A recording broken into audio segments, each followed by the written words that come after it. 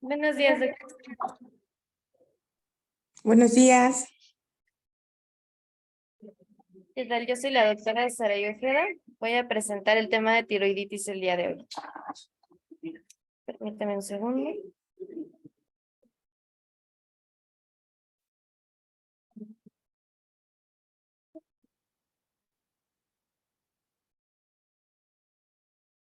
Buenos días, yo soy la doctora Saraí Ojeda, soy residente de segundo año de medicina interna. Les voy a presentar el tema de tiroiditis el día de hoy.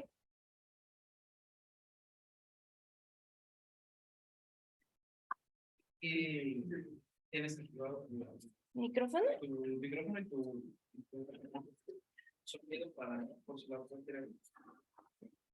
Sí, lo tengo activado. Ahorita lo activé. Sí está activado.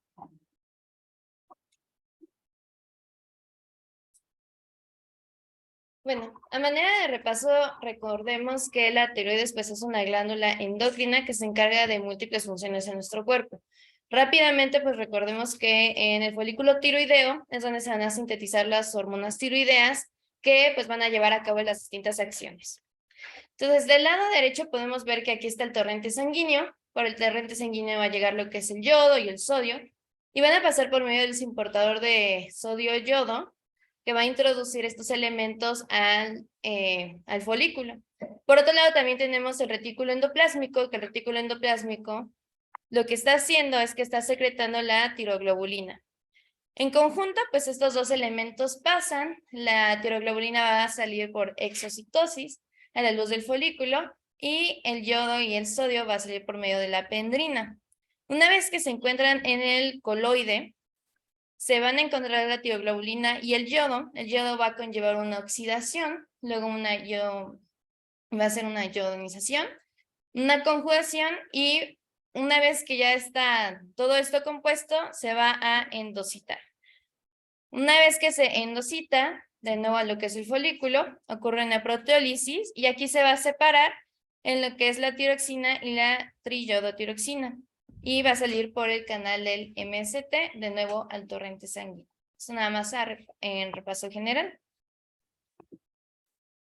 Entonces vamos a comenzar con un caso clínico. Tenemos una mujer de 33 años de edad, es médica de profesión, que se presenta 5 meses posterior a su parto, con fiebre, fatiga y refiere que tiene una inflamación en el cuello anterior después de realizar un viaje a Australia. En sus antecedentes heredofamiliares tiene una tiroiditis de Hashimoto por parte de su madre. La trata con amoxicilina vía oral y pues bueno, en la exploración física lo que encuentran es que el lóbulo tiroideo izquierdo está inflamado y doloroso. El resto de la exploración se encuentra normal. ¿Qué estudios solicitarían a continuación? A ver, Bri, ¿qué te gustaría solicitar? Un perfil de hormona tiroidea. Ok, laboratorios. Sí. Bueno, entonces además de pedir el perfil de hormona, el perfil tiroideo, pedimos el resto de los laboratorios, encontramos que la PCR está en 177, tenemos unos leucocitos en 8.9, la TSH está en 25, T4 en 8.8, los niveles normales son de 9 a 19, T3 normal, y tenemos que los anticuerpos anti-TPO se encuentran elevados en 82 unidades, siendo lo normal 35, menor a 35. ¿A alguien le gustaría solicitar algún estudio de imagen? Muy bien. Entonces, en el ultrasonido encuentran una masa isoecoica en el lóbulo tiroideo izquierdo con centro hipoecoico central y área hipoecoica en el lóbulo contrario.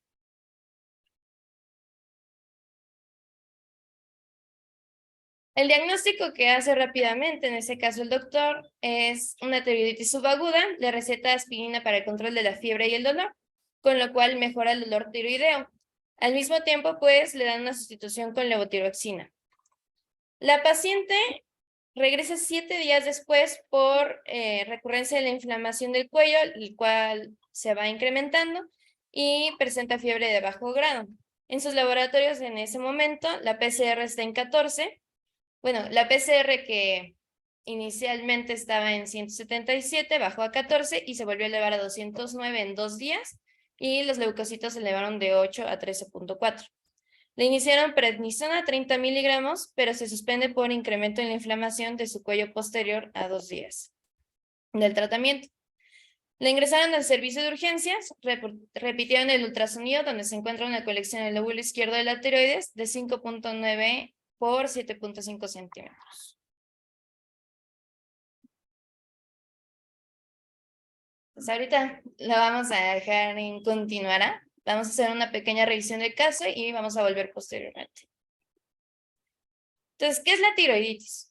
Pues como su etimología lo indica, esto puede ser por diversos mecanismos de destrucción, lo cual puede conllevar una autoinmunidad, puede ser por una susceptibilidad genética o puede ser por factores ambientales. La más común es la tiroiditis de Hashimoto y los síntomas o signos más frecuentes pues es que haya una normalidad en las pruebas tiroideas. Bien, pues el primer mecanismo de autoinmunidad tiroidea es muy similar al resto de los mecanismos de autoinmunidad del cuerpo. Tenemos una presentación aquí, pero en este caso es una autoproteína de las células tiroideas epiteliales a una célula presentadora de antígenos. Una vez que la presenten, pues hay una activación de un antígeno por las células T que conlleva a la secreción de anticuerpos por las células B. Estas células B van a ser los anticuerpos anti-TPO o los antiperoxidasa y los antitiroglobulina. Esto pues va a activar lo que es la inmunidad celular y la humoral.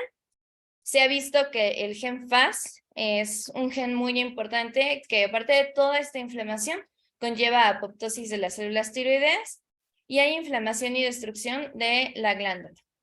Entonces, esto pues a manera de la autoinmunidad y vamos a ver que hay diversas causas que van a conllevar este mecanismo. En estos cortes lo que podemos ver pues son cortes de folículos tiroideos.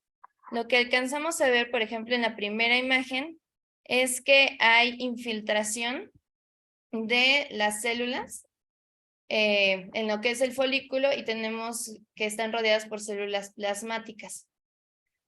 Y por ejemplo, lo que podemos ver en la imagen de acá es que aparte de que tenemos pues estos folículos pues llenos de células inflamatorias, también tenemos fibrosis alrededor que se va a ver en algunas patologías que veremos a continuación.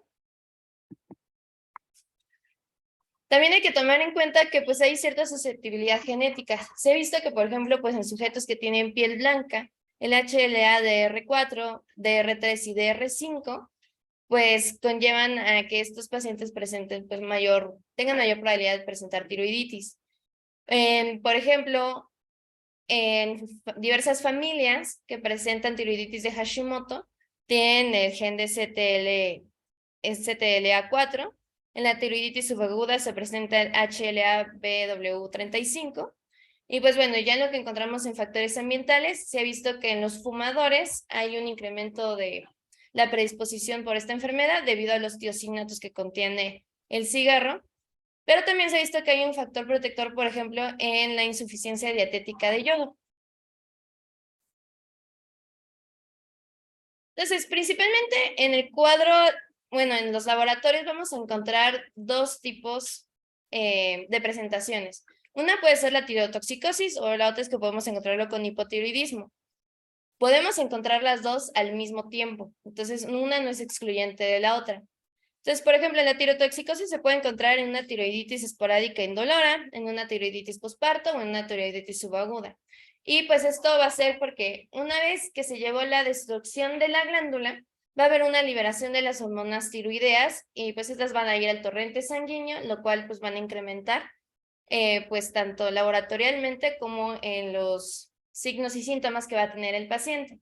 Ahora, que una vez que conlleva o ocurre esta tirotoxicosis, puede ser que haya una depresión del almacén de estas hormonas y posteriormente haya hipotiroidismo.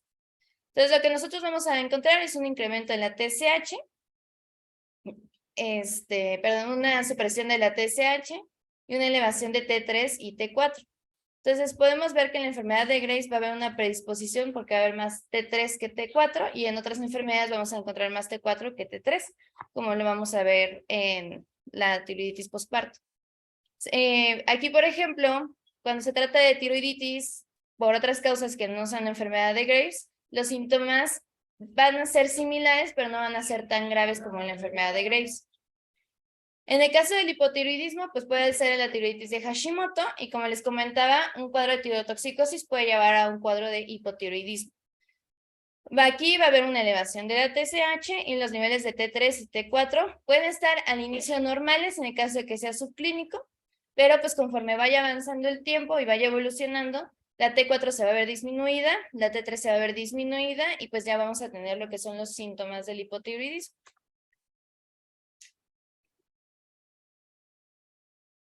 Entonces, estas enfermedades también se conocen con otros sinónimos que pues también son en parte sus causas. Por ejemplo, la tiroiditis subaguda también se conoce como tiroiditis subaguda granulomatosa, subaguda no supurativa o la tiroiditis de Kerbein. La tiroiditis infecciosa puede ser una tiroiditis aguda o crónica. También podemos encontrar tiroiditis inducida por radiación, tiroiditis inducida por palpación o trauma. Y pues todas estas etiologías que les acabo de mencionar son las que están relacionadas con dolor a la palpación de la glándula tiroides o incluso pues sin palpar. Tenemos otras etiologías que son indoloras, por ejemplo, pues la tiroiditis indolora también puede ser una tiroiditis silente, una tiroiditis linfocítica con hipertiroidismo resuelto espontáneamente o una tiroiditis linfocítica subaguda. La tiroiditis posparto, la asociada a fármacos, la autoinmune crónica, la miodorona y la fibrosa.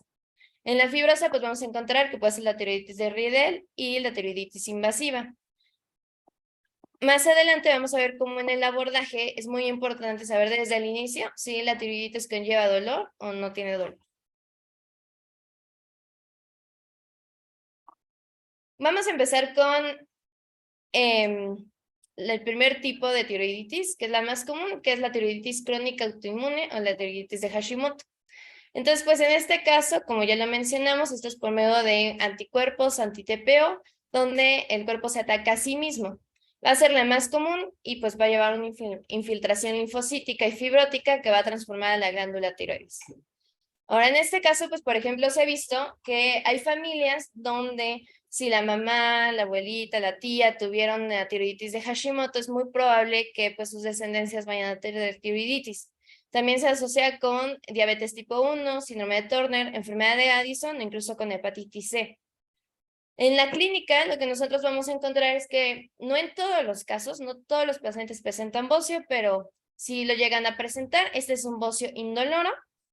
Van a tener una sensación de plenitud en el cuello y pues aparte de los síntomas del hipotiroidismo, que va a ser fatiga, ganancia de peso, van a tener intolerancia al frío y van a tener mialgias.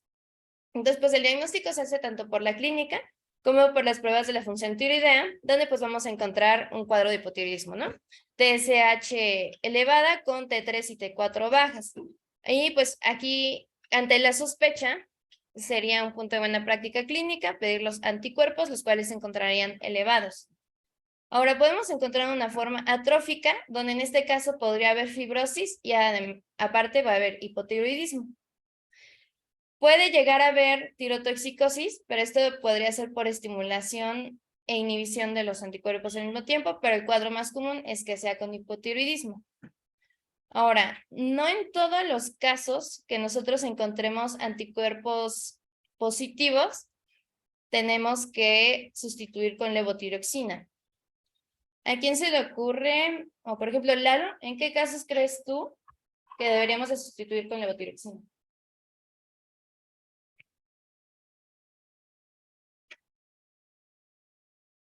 ¿No? Pues cuando ya hayan síntomas o la TSH esté mayor a 10 es cuando ya debemos de sustituir. Pero si el paciente no se encuentra con síntomas y nada más encontramos los anticuerpos anti-TPO elevados, no es necesario que demos este medicamento.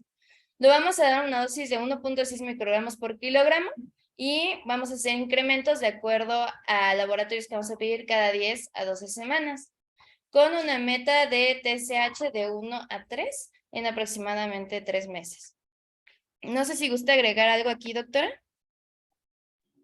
Sí, nada más hacer énfasis, bueno, en cuanto al tratamiento de sustitutivo con levotiroxina, sí estoy de acuerdo, hay que esperar la evolución de la función tiroidea después de que se recupere la fase de tiroiditis, puesto que, como mencionaste, muchos pueden quedar con hipotiroidismo dependiendo del grado de destrucción de la glándula y otros pueden llegar a recuperar la función tiroidea. En cuanto a la dosis, todo va a depender, aunque es 1.6 microgramos, la dosis recomendada en general, todo va a depender del nivel de TSH, porque esa dosis de 1.6 no se la vas a dar, por ejemplo, si tiene o quedó con una TSH de 8, de 9, de 10, de 12, a una TSH de 50 o de 60. Entonces, todo va a depender del nivel de TSH, porque eso nos va a hablar del grado de hipotiroidismo. Pero bueno, eso ya va a ser un tratamiento más individualizado y personalizado. Y nada más, eso es todo. Gracias. Ahora, ¿en qué casos podemos tener un hipotiroidismo subclínico? Pues aquí podríamos encontrar una TSH elevada, pero las hormonas tiroideas en rangos relativamente normales. En estos casos, lo que comentan las guías es que no es necesario dar tratamiento a menos de que el paciente presente síntomas o que la TSH se encuentre mayor a 10. En este caso, también recomiendan que pues una dosis empírica con la que se podría iniciar sería de 25 a 50 microgramos cada 24 horas y pues se recomienda principalmente en lo que es en pacientes ancianos, por lo que había leído para evitar pues las complicaciones que puede llevar el hipotiroidismo. Y pues si no llevan, si se decide no iniciar la levotiroxina, lo ideal sería citar al paciente anualmente con un perfil tiroideo para ver cómo va progresando, si va teniendo síntomas o si ya se hizo un hipotiroidismo franco. Otra etiología es la etiología de es la tiroiditis posparto, la cual tiene una etiología autoinmune. En este caso, hay una disfunción tiroidea persistente, pero pues el criterio es que sea a menos de un año de que la paciente dio a luz o que haya tenido algún aborto. Esto se cree que es por un rebote en el sistema inmune posterior a una tolerancia inmunológica que se presenta siempre pues, cuando la paciente está embarazada. Entonces, pues aquí vamos a encontrar la respuesta de la tirotoxicosis que les había mencionado, que va a haber un daño a la glándula, se van a liberar las hormonas tiroideas, va a presentar un cuadro de tirotoxicosis, pero pues posterior a eso se van a disminuir los almacenes y va a provocar esto hipotiroidismo.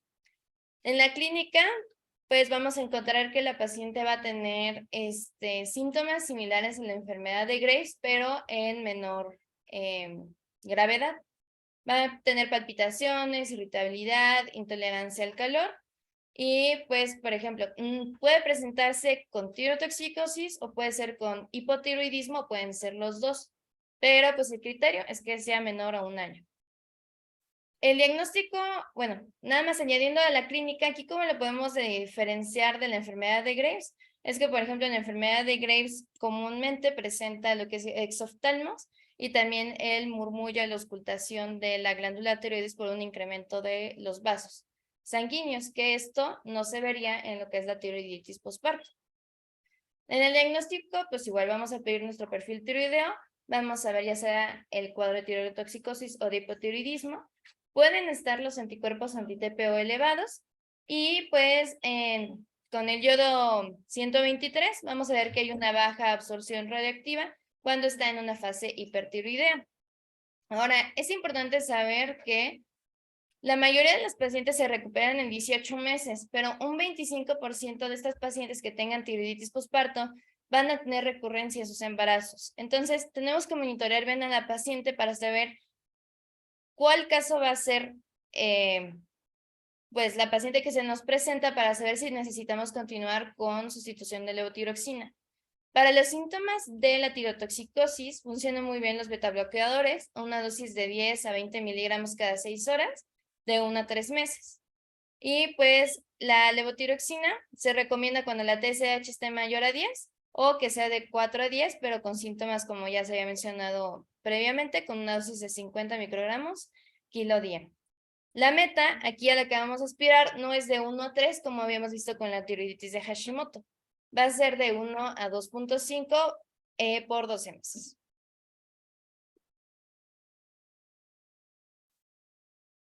La tiroiditis indolora o silente tiene un cuadro muy similar en lo que es la tiroiditis posparto. Sin embargo, pues aquí no vamos a tener el criterio de que la paciente acaba de tener algún parto y pues esto se puede presentar en hombres, por ejemplo. Esta es de naturaleza esporádica. Entonces, es una forma subaguda de tiroiditis de Hashimoto. Como les comenté, el cuadro clínico va a ser muy similar al tiroiditis postparto, lo cual va a ser un cuadro de Graves más leve. Ahora, así como hemos visto que el 25% de los pacientes con tiroiditis postparto presentan hipotiroidismo, en este caso va a ser un 20% con un hipotiroidismo crónico residual.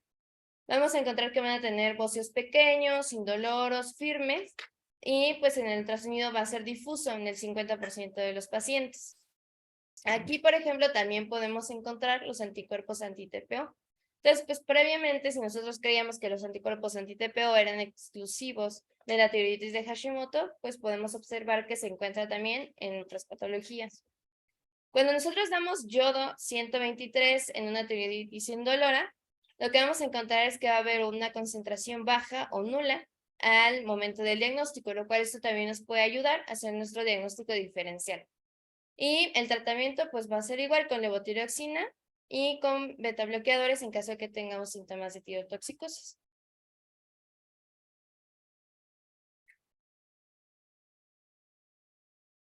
¿Gusta añadir algo, doctora?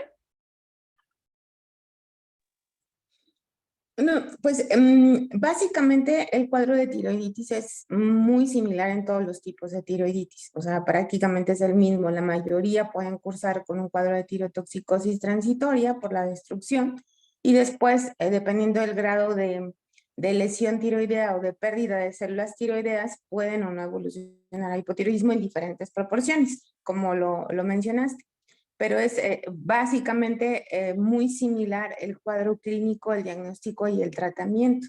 Lo que va a marcar la pauta si vas a dejar o no levotiroxina permanente va a ser el grado de destrucción de células tiroideas. Obviamente, en cuanto a la tiroiditis postparto, es una entidad que hay que buscarla intencionadamente porque puede estar asociada a depresión postparto. Y aunque en mi opinión yo creo que está muy subvalorada, subdiagnosticada, y hay que buscarla frecuentemente en este tipo de pacientes que presentan trastornos de ansiedad, depresión después de un parto, que puede ser parte del mismo, de la misma evolución del puerperio, o sea, una parte de la fisiología, pero si esto llega a ser o con síntomas más exacerbados, más acentuados, hay que buscarlo intencionalmente, nada más. Gracias. Otra forma, pues muy común es la tiroiditis subaguda. En este caso, se va a caracterizar por dolor anterior en el cuello, la TSH suprimida y baja absorción de yodo 123. Las tiroiditis subagudas tienen una etiología viral. Entonces, pues vamos a tener un antecedente de una infección viral previa a que se presente una tiroiditis subaguda. Entonces, pues, esta infección viral va a causar la destrucción de los folículos tiroideos y nos va a dar los cuadros pues, similares a los que ya conocemos. Esto se presenta en una etiología en una población de mujeres aproximadamente 40 a 50 años con un HLA-B35 positivo en muchos casos. La clínica, pues esta es una de las tiroiditis que son dolorosas. Entonces, pues el bocio va a ser doloroso, anterior, puede ser bilateral o unilateral, y el dolor, aquí refieren que se puede irradiar a mandíbula. También en la clínica podemos encontrar disfagia, diaforesis, temblor o pérdida de peso, taquicardias, calor en la piel, y pues la glándula va a estar difusamente agrandada. En el diagnóstico, lo que ya comentaba la doctora, pues es muy similar en todas las tiroiditis. La TSH va a estar suprimida, T3 y T4 van a estar en rangos normales, pero aquí sería importante pedir pues lo que es la BCG y la PCR, los cuales se van a encontrar elevados. Si nosotros hacemos un escaneo tiroideo con yodo radioactivo, pues vamos a encontrar igual una baja absorción. Y pues el tratamiento se va a dar con ácido acetilsalicílico a altas dosis. Van a ser unos 2.600 miligramos en 24 horas, pero pues en dosis repartidas. O se puede dar otro tratamiento con AIDES de 3.200 cada 24 horas en dosis divididas. Aquí, por ejemplo, en caso de que no funcione el tratamiento con AINES, se puede implementar posteriormente lo que son los corticosteroides a 40 miligramos día. Y pues el diagnóstico diferencial sería una tiroiditis supurativa o un quiste tiroideo. Aquí nada más, si se dan cuenta, la única diferencia en el cuadro clínico de una tiroiditis subaguda que sea asociada a infección o por absceso tiroideo es el dolor. Generalmente en las tiroiditis con relación a autoinmunidad no hay dolor, pero en este caso de subaguda o absceso sí puede haber dolor, incluso sin palpar. Dolor espontáneo, disfagia, dinofagia, y al palpar ese dolor se incrementa. Y en cuanto al tratamiento, sí se pueden dar AINES. Sin embargo, si tomamos la opción por esteroide, ¿cuál sería la causa por la cual nos inclinaríamos más hacia un AINE o hacia utilizar esteroide? Tomando en cuenta los efectos del esteroide sobre las hormonas tiroideas. ¿Cuál sería la causa que tú pienses por la cual tú preferirías utilizar esteroide que AINES? De acuerdo al cuadro clínico de tu paciente.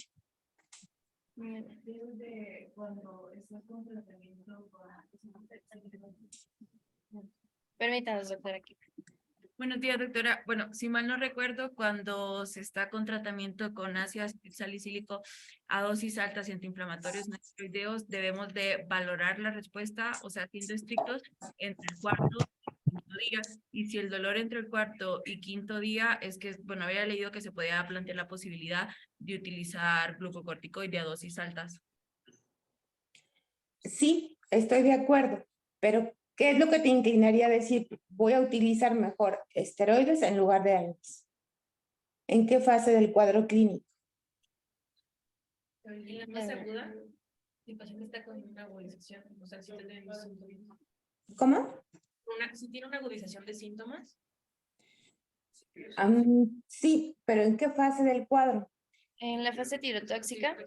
En la fase tirotóxica, exactamente, porque los AINES no te van a disminuir la conversión a hormona tiroidea de inactiva a activa. Entonces, en este caso, los esteroides sí te pueden ayudar muchísimo a disminuir esa conversión.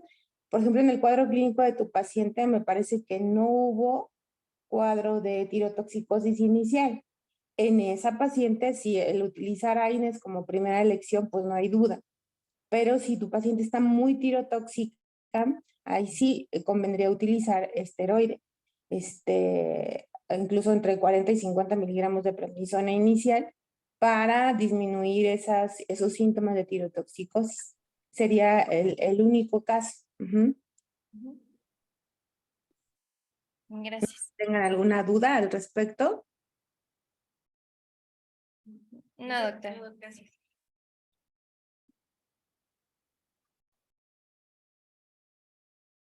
Otra forma que podemos encontrar pues es la tiroiditis supurativa. En este caso también es de causa infecciosa, pero no viral. Lo más común es que sea bacteriana, pero pues también se pueden encontrar fúngicas o incluso por micobacterias como la tuberculosis o parasíticas. Entonces, pues se ha visto cierta predisposición por pacientes que ya tienen una enfermedad tiroidea subyacente, que tienen anormalidades congénitas como una fístula del seno piriforme, en pacientes inmunodeprimidos, ancianos o débiles, o en pacientes que tienen SIDA y una infección por Pneumocystis carini. En este caso vamos a encontrar una clínica pues también inflamatoria. El paciente va a tener fiebre, va a tener disfagia, disfonía, va a tener dolor anterior en el cuello, eritema y dolor en la tiroides. A la palpación, como vimos pues previamente con lo que es la subaguda.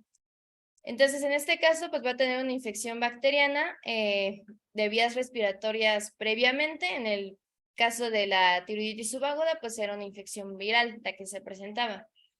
Entonces, va a haber una presentación aguda en el caso de que sean bacterias, pero si son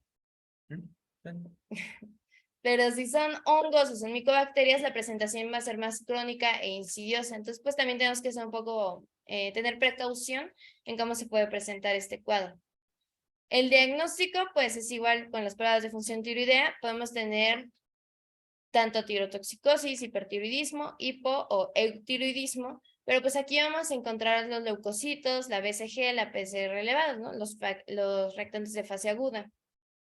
Si nosotros le damos yodo 123 al paciente, en este caso nosotros vamos a encontrar imágenes frías, que van a ser pues las imágenes que son como tal suporativas.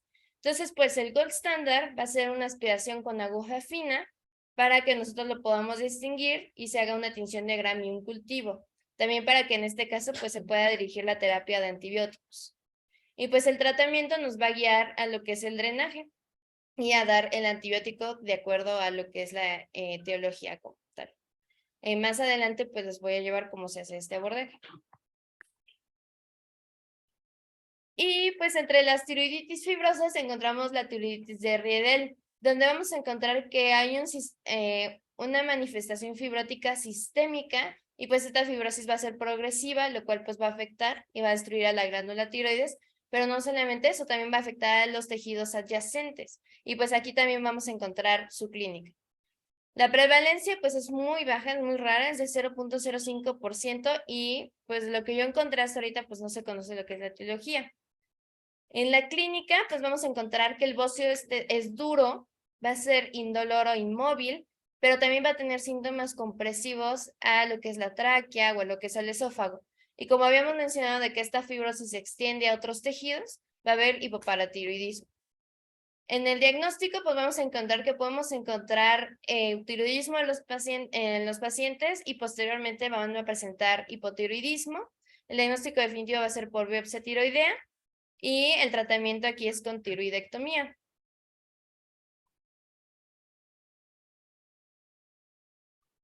Y otra forma de tiroiditis que tenemos que tomar en cuenta principalmente pues en el ambiente en que nos encontramos en las tiroiditis inducida por fármacos. Aquí me gustaría mencionar que la mayoría de los fármacos no van a causar destrucción de la glándula tiroides, nada más van a causar anormalidad en las funciones tiroideas. Pero sí tenemos que tener mucha precaución con los fármacos que sí causan destrucción. Uno de ellos es la amiodarona, que conocemos muy bien aquí. Entonces, pues la amiodarona es un benzofuránico y la razón por la que es tan tóxica para la glándula tiroidea es que es muy rica en yodo, ¿no? Presenta 37% de yodo y una disociación del fármaco del 10%. Entonces, esto nos va a incrementar lo que es nuestro yodo inorgánico en el plasma hasta 40 veces y la excreción urinaria hasta 15,000 microgramos cada 24 horas. Entonces, pues, como ya sabemos, lo utilizamos en las arritmias, principalmente supraventriculares. Y pues el 15 al 20% de los pacientes con amiodarona van a presentar tirotoxicosis o hipotiroidismo, que esto es algo que quizás no tomamos mucho en cuenta, pero sí tenemos que monitorear a nuestros pacientes que están con este fármaco. Entonces, se ha visto que en los últimos años ha habido un incremento por una tiroiditis destructiva con el uso de la amiodarona y se divide en dos fases, si podemos así explicarlo, lo que son los cambios tempranos, que son menor a 3 meses, y los cambios tardíos, que son mayor a 3 meses. Entonces, estos son los cambios o los mecanismos por los cuales vamos a encontrar que la amiodarona afecta nuestras pruebas tiroideas. Primero, vamos a encontrar un incremento en la TSH. Esto es debido al efecto de Wolff-Chaikoff. No sé si alguien lo recuerda.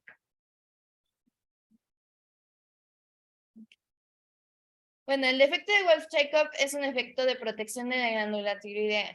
Al momento en que se presenta una gran cantidad de yodo, lo que ocurre es que hay una disminución en la fase de yodinización que les había mencionado, del yodo, entonces esta fase se suspende y al mismo tiempo dejamos de producir hormonas tiroideas.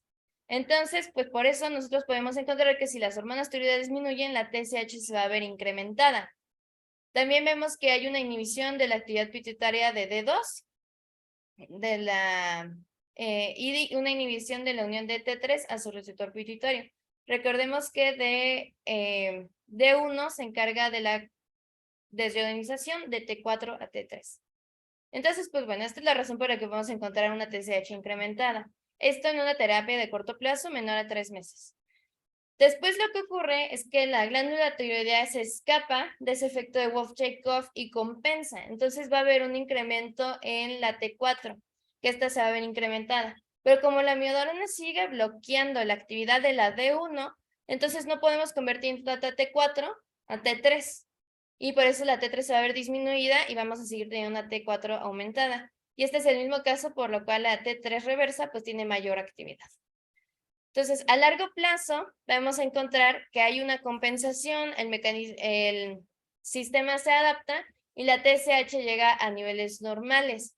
Entonces, aquí vamos a encontrar también que hay una normalización en la producción de T4, que se va a encontrar normal o ligeramente incrementada, y también podemos encontrar que T3 está normal o ligeramente incrementada. A lo mismo que, pero sí, vamos a encontrar que la T3 reversa va a continuar incrementada. ¿Cuál es la importancia de que conozcamos estos mecanismos? Que a pesar de que podamos encontrar que relativamente el perfil tiroideo de nuestros pacientes está normal, no significa que la amiodarona no esté teniendo efecto en nuestra glándula, y más si el paciente ya lleva más de 3 meses con el tratamiento. Entonces, en contrario al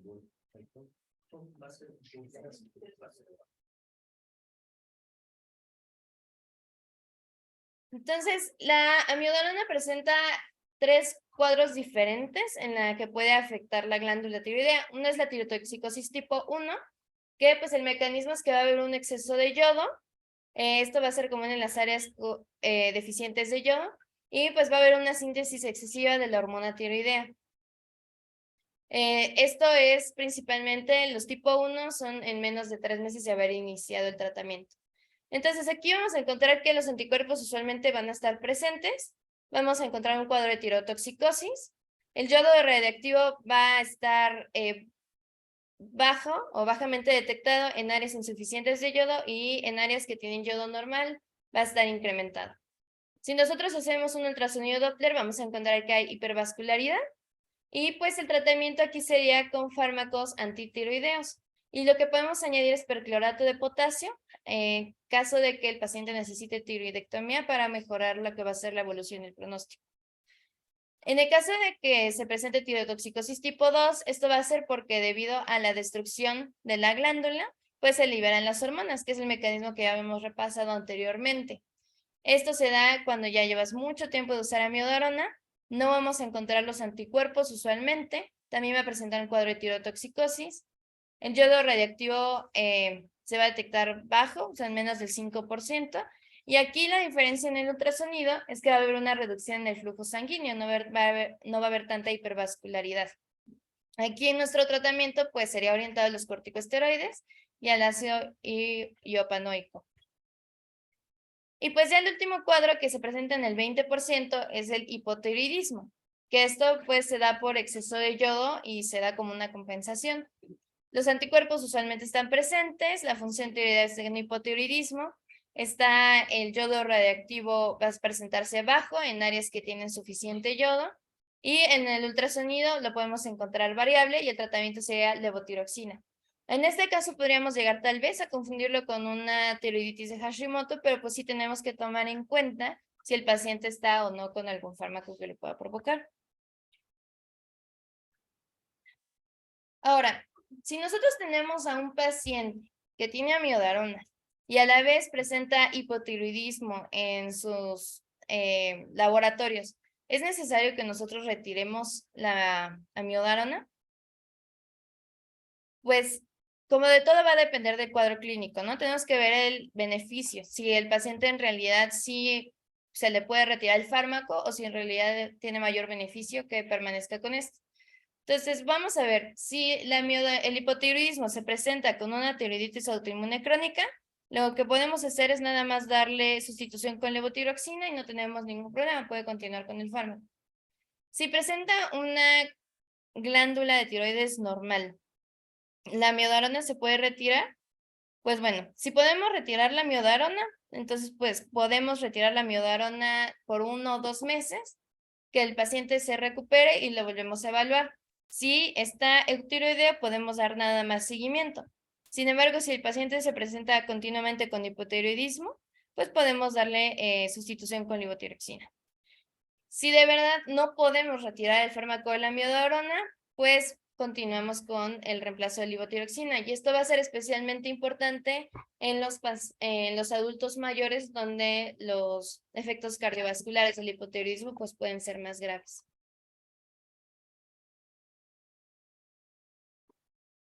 ¿Gusta añadir algo con lo de la amiodarona y la tiroiditis, doctora?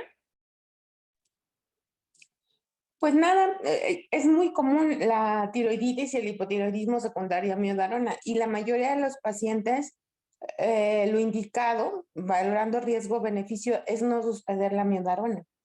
A veces, como tú bien lo dijiste, hay pacientes que, sobre todo de la tercera edad, que no se les puede retirar porque es el único antiarrítmico que les sirve, porque es el mejor para su tipo de arritmia. Entonces, realmente son usuarios crónicos del medicamento, del fármaco. Entonces, a ellos hay que darle sustitución con levotiroxina e ir ajustando dosis. Pero por lo general les va bien con la terapia, pues prácticamente bloqueo-sustitución. Entonces ahí la gran mayoría de usuarios crónicos van a evolucionar a hipotiroidismo y comienzan con una tirotoxicosis, efectivamente. Yes. Pero bueno, la amiodarona no es el único fármaco que puede afectar. Tenemos que tener mucho cuidado con el denileukin. Lo que pues el mecanismo aquí no se conoce muy bien, si es autoinmune o no, pero se encuentra, por ejemplo, lo usamos mucho en lo que son los linfomas cutáneos de células T, en psoriasis, en rechazos de injertos o en leucemia linfocítica crónica. Y pues aquí lo que nosotros podríamos encontrar es el hipotiroidismo. También con interferón alfa, el mecanismo va a ser autoinmune, muy similar a los que ya hemos mencionado, que se usan leucemias de células peludas, melanoma maligno, sarcoma de Kaposi asociado a SIDA y hepatitis B y C. Y pues aquí podemos encontrar que tiene hipohipertiroidismo, interleucina 2, también va a ser autoinmune, que usamos en carcinoma de células renales con melanoma y va a presentar hipotiroidismo. Los inhibidores de la sinasa, porque aquí va a haber una inhibición en la absorción de la tiroides. Este lo usamos en caso de tumores estromales, gastrointestinales o carcinoma de células renales y va a presentar hipotiroidismo. Y también el litio que utilizamos principalmente en enfermedades psiquiátricas, como la depresión o el trastorno bipolar, y también nos va a presentar más hipotiroidismo que hipertiroidismo. Y esto es algo que pues sí, yo pues noté que la mayoría de estos fármacos van a presentar hipotiroidismo, entonces siempre tenemos que tomarlo en cuenta cuando estos salgan en nuestros laboratorios. Entonces, ahora sí, ¿cuál es el abordaje? Aquí vamos a encontrar, como dijo la doctora, la mayoría de los mecanismos son muy similares, al igual que el diagnóstico y el tratamiento. Pero lo importante es que nosotros detectemos pues cuál es la etiología de esta tiroiditis. Entonces ya les había mencionado que el dolor iba a ser un factor importante. Entonces pues comenzamos con el dolor. El dolor, ¿tiene dolor el paciente en el cuello o tiene dolor en el bóceo? Entonces, si el paciente no tiene dolor, tenemos que descartar que esté con uso de alguno de los fármacos que ya habíamos mencionado. Entonces, si sí tiene alguno de estos fármacos que se mencionaron previamente, pues hay que retirarlo porque es una tiroiditis inducida por fármacos, lo más común. En caso de que no tiene estos fármacos, entonces vamos a medir ahora sí nuestras pruebas tiroideas y nuestra TSH. Nuestra TSH se encuentra elevada. ¿Es una mujer posparto o no?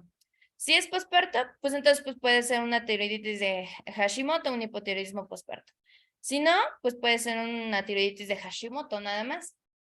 En el caso de que nuestra TSH se encuentre baja, nos hacemos la misma pregunta. ¿La paciente o es hombre, mujer, está posparto o no?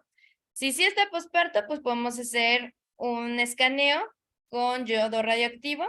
Pues vemos, si está elevado, pues tiene la enfermedad de Graves, y si está bajo, tiene una tiroiditis posparto.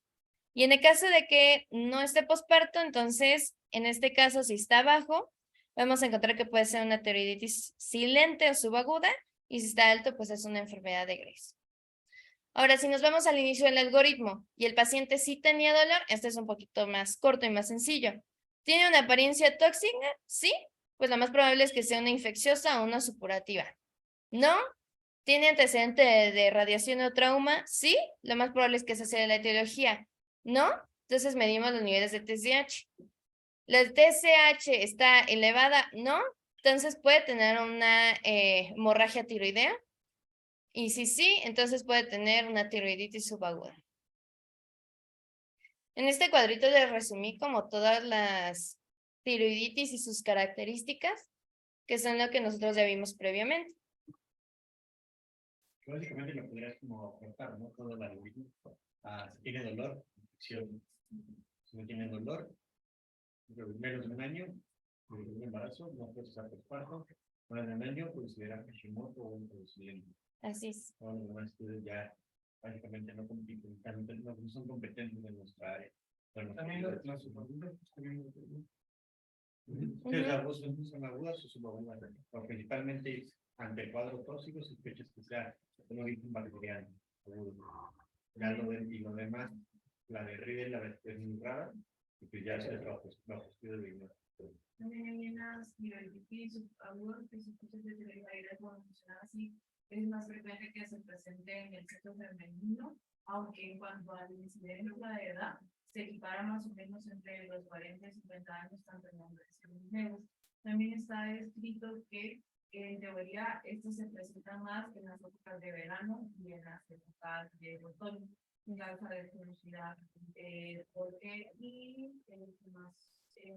Y también es muy importante que cuando se subaguda que crea que sea probable la intervención viral por la característica del dolor, que no ya vamos a entrar una tiroiditis de efecto gomoso, el dolor antibiótico es característico, también se menciona que el dolor, esta característica igual se puede irradiar de manera importante a la mandíbula y más también en esa parte está que hasta la cuarta o la quinta parte de los pacientes que tú puedes escuchar la tiroiditis subaguda tienen el antecedente de una infección de la vía respiratoria superior hasta 30 días antes de que debute con el cuadro característico del dolor.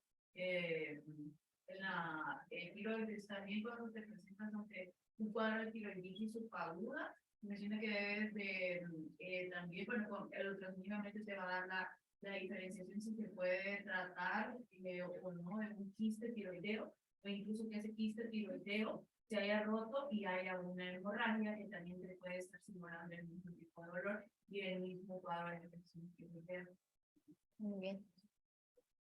Gracias, Ana.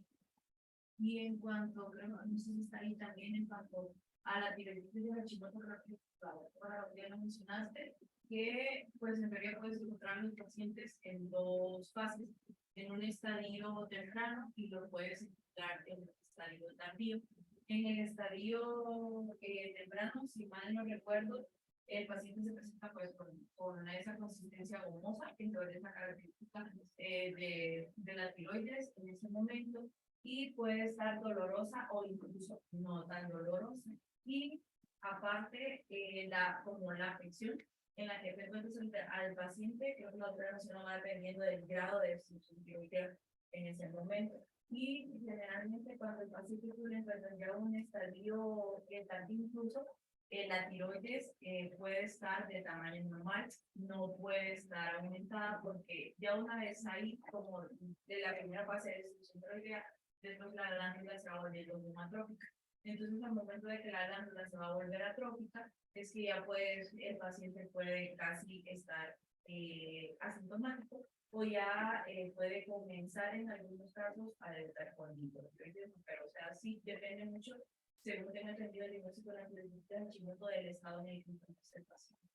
Y también hay otro tipo de anticuerpos que son más, no sé si son aparte de los anticuerpos, son los anti-G, creo que se llaman, que son aún más específicos porque los anti-PO los encuentran más o menos entre el 60 o 80% de los pacientes y estos anti-G, son como enzimáticos de ahí, están presentes en el 90-95% de los pacientes. Gracias. Bueno, volviendo a nuestro caso clínico y recordando, ella se había diagnosticado con una tiroiditis subaguda y le habían recetado AINES. Sin embargo, volvió 7 días después con un cuadro clínico empeorado y los laboratorios, pues los reactantes de fase aguda también estaban muy elevados. Le dieron prednisona y no mejoró y pues por eso ingresó al servicio de urgencias. Hasta este momento, ¿qué piensan ustedes, después de que ya vimos el abordaje, que pueda tener esta paciente? ¿Están de acuerdo con que es una tiroiditis subaguda? ¿Sí, no?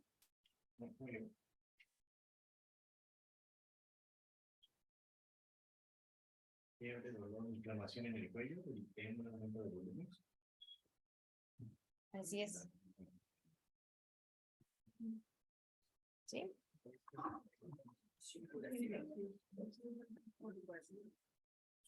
Ahora, ¿qué estudio diagnóstico se le solicitaría a continuación?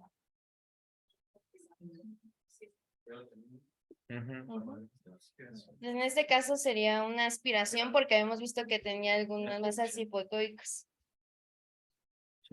Si se le hace la aspiración por yodo, en ese caso, la zona que vimos en el ultrasonido estaría hipocaptante. Sí. Sí, es hipocaptante, es fría. Y nada más que aquí, pues, lo puse porque pues es el diagnóstico y pues el tratamiento que se le daría al paciente, antibióticos. Y dependiendo de Así es. Ahorita vamos a ver. Bueno, esto es nada más como la resolución del caso, pero pues la paciente presentó múltiples complicaciones porque se le dio el tratamiento un poquito ya tarde, tenía 100 mililitros de pus, tenía un cultivo positivo para Streptococcus milieri, este fue un caso real, tratamiento antibiótico, le dieron benzilpenicilina, se hizo alérgica, terminó con lincomicina y clindamicina. La paciente presentó colestasis, neumotórax iatrogénico, nefritis intersticial, sin embargo mejoró. Posteriormente, también tuvo glomerulonefritis, le dieron prednisona 50 miligramos cada 24 horas. Se dio de alta 6 semanas después, posterior al antibiótico y a su tratamiento, y se le realizó una hemitiroidectomía selectiva posterior con excisión de una fístula del seno piriforme que tenía la paciente y no se habían dado cuenta. Después de eso, pues ya presentó mejoría significativa y no volvió a recurrir en sus 2 embarazos. Entonces, rápidamente la tiroiditis supurativa, si es bacteriana, va a tener cuadros cortos, que son de 7 días, y principalmente van a afectar el lóbulo izquierdo en el 65% de los casos. Si es fúngica, son cuadros de 21 días, un poquito más largos, y es el lóbulo derecho. Y pues a pacientes inmunosuprimidos con fístula del seno piriforme, puede ser más probable que les dé. Los patógenos más comunes son gram positivos, como los estreptococos, los estafilococos, pero también podemos encontrar gram negativos, como la salmonela. Previamente había mayor prevalencia de la salmonela, actualmente ya va disminuyendo. También podemos encontrar anaerobios, puede ser polimicrobiano, tuberculosis, fúngicos como aspergillus, o parasíticos, principalmente lo que es el toxoplasma.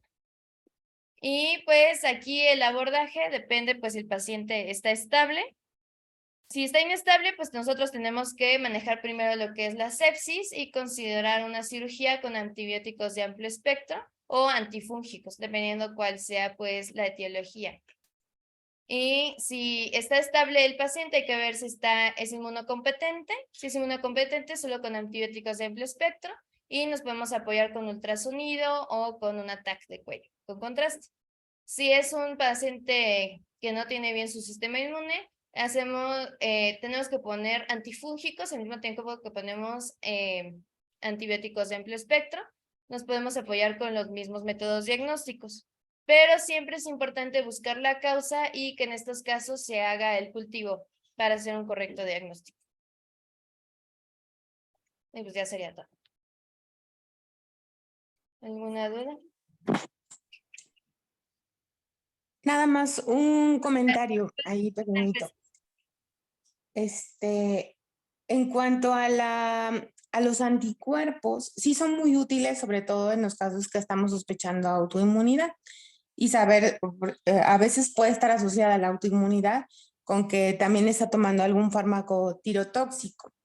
Sin embargo, sí son de utilidad. Los específicos para hipotiroidismo o tiroiditis de Hashimoto son los anticuerpos anti-TPO. Los antitiroglobulina no son específicos ni de uno ni de otro. Cualquiera podemos tener antitiroglobulina elevados y no quiere decir que tengamos forzosamente enfermedad tiroidea. Entonces, los antitiroglobulina son, o anti-TG, que también los podemos encontrar así, son inespecíficos. Están elevados en hipotiroidismo, hipertiroidismo y aún sin enfermedad tiroidea. Ahora, hay también hubo varios estudios respecto a la duda de pacientes, por ejemplo, o mujeres que tienen anticuerpos positivos y se embarazan, darles o no hormona tiroidea y ver la evolución. En la serie de estudios que ha habido, no se ha encontrado ningún beneficio en dar tratamiento en mujeres con anticuerpos positivos mientras no tengan alteración de la función tiroidea. Entonces, lo que va a marcar la pauta de dar tratamiento o no va a ser realmente el perfil tiroideo, o sea, la función tiroidea y obviamente en los casos subclínicos si hay algún síntoma sugerente de hipotiroidismo. Entonces, nada más era para aclarar porque no escuchaba yo bien lo de los anticuerpos, pero para aclarar ese punto de los anticuerpos en cuanto a hipotiroidismo y los tiroglobulina y los anti-TPO. No sé si tengan alguna pregunta al respecto.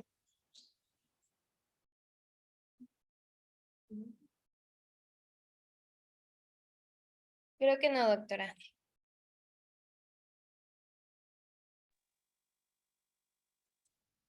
Ok, pues yo creo que estuvo muy completa tu clase y pues a tomar en cuenta todos estos factores etiológicos para nuestras pacientes a futuro, porque sin duda los problemas tiroideos son 10 veces más frecuentes en la mujer que en el hombre, entonces la gran mayoría van a ser mujeres. Y en el caso que se presenta en el hombre, aunque es menos frecuente, pero por lo general es un cuadro más insidioso, un poco más agresivo en general de todas las patologías tiroideas en ellos, pues. Muchísimas gracias, doctora. Gracias a ti y a ustedes. Gracias, doctora. Hasta luego. Hasta luego.